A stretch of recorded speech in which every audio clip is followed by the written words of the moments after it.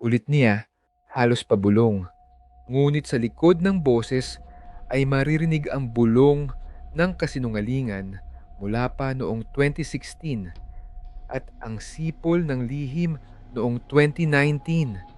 Ang impyerno ay hindi laging apoy. Kadalasan ito ay baha at hindi ito mapipigil ng mga multong ikaw ang may gawa. Sa puntong ito, nakasuksok na ang tubig sa loob ng Biblia at folder. Ang mga pahinay naging palikpik. Sa dulo ng bawat sermon, mayroong pagbubunyag na hindi mo maiiwasan. Hindi na maipagkakaila ang iyong pangalang dala ng pag-agos ng tubig.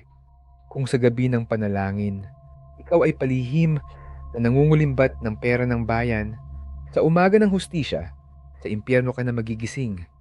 At ang impyernong ito ay may amoy, bakal, putik, at lumang dasal.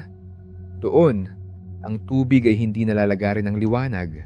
At kahit ipikit mo ang iyong mga mata, maririnig mo pa rin ang paglapnos ng alon sa iyong pangalan.